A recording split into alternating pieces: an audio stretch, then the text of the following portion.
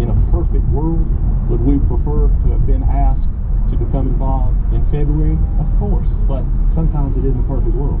The arrests of the McMichaels came just 2 days after the GBI stepped in. They were charged with murder and aggravated assault, but not a hate crime. Georgia is one of the few states that does not have a hate crime law. Reynolds says more arrests could come. We're going to go wherever the evidence takes us. Say hypothetically, if we believe tomorrow or in a week or 3 weeks there's probable cause for an arrest, then we'll do it. Reynolds says for now, it's still an open investigation. For NPR News, I'm Emily Jones in Brunswick, Georgia.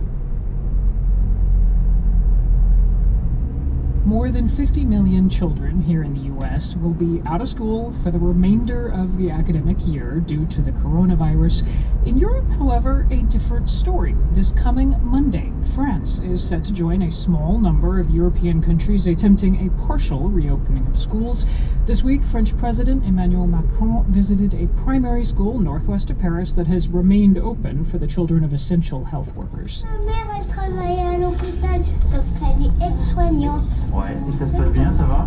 Oui, et elle est dans le service du coronavirus. Oh là là. That little girl there telling the president her mother works as a nurse in a coronavirus unit. Well, Macron's education minister, Jean-Michel Blanquer, was there at the school as well. He is overseeing the reopening of schools next week, and he joins us via Skype now from Paris. Bonjour et bienvenue.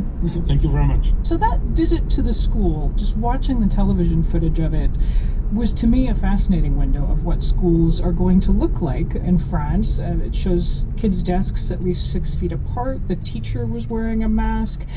Are you confident this can be replicated across France by Monday? Yes, it will. By Tuesday, in reality, because on Monday it will be the teachers, and then during the rest of the week, the children are going to come. Of course, it will be progressively, so it's not all the children that are coming together. We decided to start with primary school, but of course we want the other to come to school in May and June too. This is voluntary, I gather. No student is going to be forced to return to school. If they do come back, class size is going to be limited to 15. Do you think they will come? Do you think you will have 15 students in classrooms come next week? Yes, because we are asking the parents during the last weeks who are going to come and who are not going to come. So we know that we are going to start with 15 or 20% of the students, and then the other ones are going to come. It's a question of trust. I think that when those who do not come will see that things are going well with those who come, they will be convinced. Those who will stay in their houses will have a distance learning system working for them. You must be hearing from parents who are worried, who are going to need some persuasion to think that this is the best thing for their child. I think that we are going to convince everybody, first because there will be very good activities, second because we give guarantees in terms of health rules, third because we already have experience of that. As you mentioned, we were in a school which during the last 2 months was receiving the children of the people working in the hospital. In this school, for example, no one was ill. The teachers and the children, no one was ill. If reopening schools is the right plan, why do so many local officials oppose it? I'm asking because, as you know, more than 300 mayors have written an open letter urging President Macron and you to delay this. No, but this is there is some political debates, and it's normal to have this kind of expression. In reality, more than 90% of schools and 90% of the local authorities in charge of opening the schools are going to open. But they're saying that these 300 mayors who have written say the timetable is unrealistic, that they can't get their schools and the staff ready in time to do this safely. It was difficult because we have very strong rules, but they managed to do it, and that's why now we are able to say that 90% of the schools are going to open next week. I wonder how much weight have you given to warnings coming out from health officials, epidemiologists, warning that opening schools could lead to a second wave of the virus? Are you going to have widespread testing in schools to make sure that this does not become the case? Yes, of course we are very cautious about that. That's why we have not reopened everything at the same time, depending on the evolution of the epidemic. And at the end of the month, we will see what we do. Of course, we don't want a second wave. That's why we do things very progressively. We don't receive all the children at the same time. But we have also studies that show that it can be worse for the health of the children to do not go to school. Last thing, which is just to ask how you are preparing staff and teachers, because this has been obviously a traumatic experience for everyone living through the pandemic. Are teachers prepared to talk about what we're all going through? What's the message going to be to kids about staying safe and getting through this? Oh, what you say is a very important dimension of the situation for France, and I think for all the countries.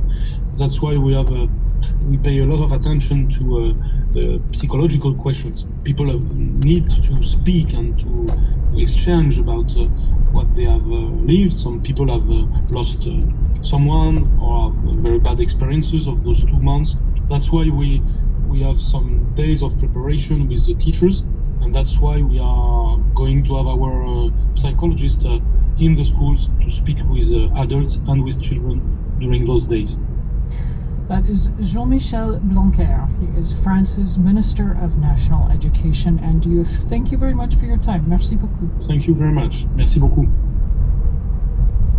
When the economy goes haywire and you need a podcast to turn to, Planet Money is here for you. Are we already in a recession? There's no question that we are about to enter a period of substantial slowdown in the economy. Listen to NPR's Planet Money, emergency podcasts whenever the news demands it.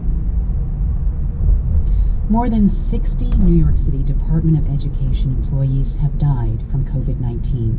One of them was 33-year-old Kimberly Wynn. She taught English at Brooklyn Latin School. Dena Agusti graduated from Brooklyn Latin in 2015. She says at the time the school taught mostly low-income students of color, and almost all of their teachers were white, but not Miss Wynn. She was a first-generation American whose parents had fled Cambodia. Agusti says Wynn understood her students in a way the other teachers didn't. There was kind of a lack of trust with teachers and students. So when Miss Wynn came, she was just really chill. We had this book called Woman at Point Zero. In one aspect of the book, there is a scene in which female genital mutilation occurs. I didn't tell anyone, but I also was a survivor of female genital mutilation at 9. After it, I didn't know why I just found myself shaking, and Miss Wynn was just like, "You're tensing up, like, are you okay?" And I was like, yeah, I'm fine. I just felt a little nervous, like, I don't know why. And she's like, "Okay, like, if you need to talk to me, I'm here, but I just want to make sure you're good."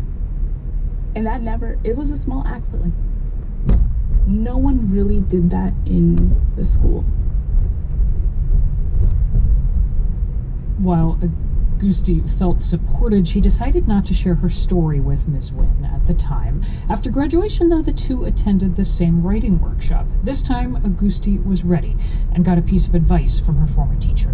And she was like, "Take your time and take care of yourself, but maybe this is something that your poetry should do, and this is where the trajectory of your poetry should change." Since then, it changed my writing dramatically. Just learning from her that, like, all of my experiences are valid.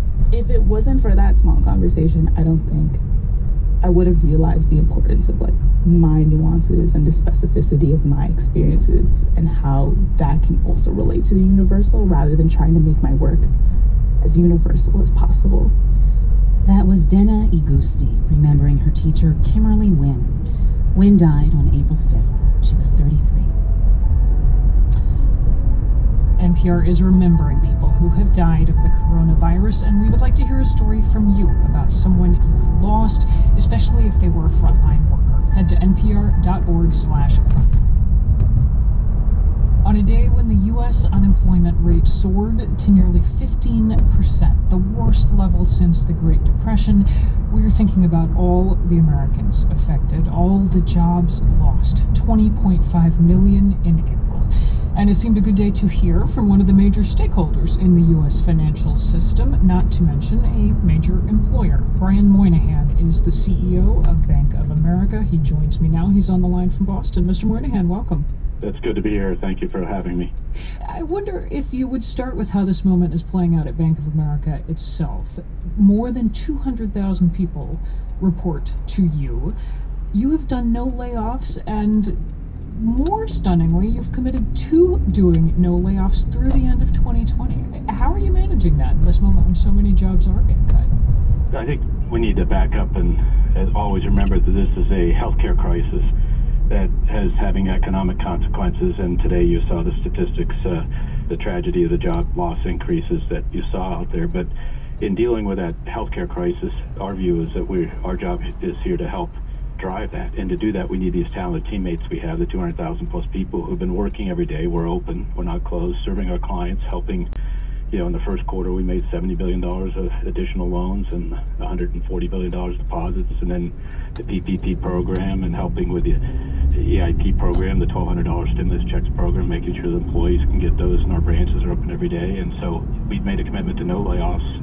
Our approach has always been employee-centric and customer-centric, and we made a commitment to no layoffs through the end of the year. And have you ruled out furloughs as well? We've actually been hiring people. We probably hired 2,000 people in the month of March and another couple thousand in April, probably, just to replace people and add people who we need to service our clients. Let me turn you to the PPP, the Paycheck Protection Program, which was intended to help small businesses. You have a role there because while the money is managed by the Small Business Administration, it's being distributed through banks, among them yours. And I want to put to you a couple of the questions being raised about banks raking in big fees from PPP. Bank of America, I understand, has, as of this week, made more than $250 million in fees for processing these loans. Is that correct? We have not received a fee to date because the fees are due later, but we've already made the pledge. Frankly, revenue we get after our cost will be deployed to low and moderate income housing, to CDFIs, community development financial institutions, to charitable work. So we won't make money off this program. We just have to cover our costs, and then we'll give the money to programs that we have to support small businesses and communities throughout the country. I just want to make sure I understand exactly what you're saying, and I appreciate your laying out for me the detail there. That the number I cited of more than $250 million in fees the bank has made for processing these loans, and I understand you're saying you haven't seen any of that money yet. That will be yet to come. But are you saying that $250 million, or whatever the final number is, you're giving all of that? Yes, we said it earlier this week when we put out the statistics where we stood. We said that the net proceeds will be given to those types of charity, LMI, housing, small business support, CDFI support. But on top of the huge programs we already give, we'll add more money to those. How do you decide what the net proceeds are?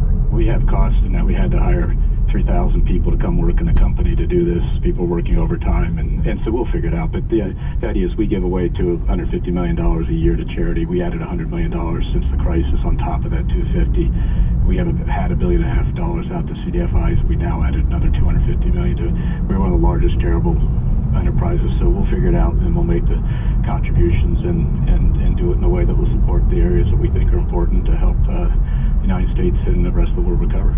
Okay, so just again, bottom line, you're saying you will not be making any money off Yep. working in this program, despite the fact that you've had to hire a few thousand people to help you staff it. Yep.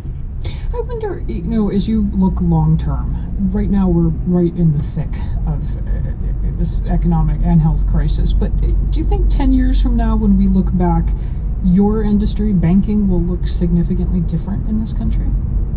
I think all industries are going to look different because the 4 or 5 major trends that were going on won't be changed by this situation. And well, people told me 30 years ago when I started the industry there wouldn't be any bank branches because look at the trends and the early days of the internet 20 years ago, etc. There'll never be a bank branch. Well, we have 4,300 of them, and on Monday 875,000 people came into them. And so customers will like to have high touch and high tech, as we call it. They like to conduct business face to face and have the digital platforms. And so you're seeing that digitization move a little faster. It's a relentless trend of which this will add to it. Obviously won't detract from it, but it was a trend that was going to go on if we didn't have a pandemic or not.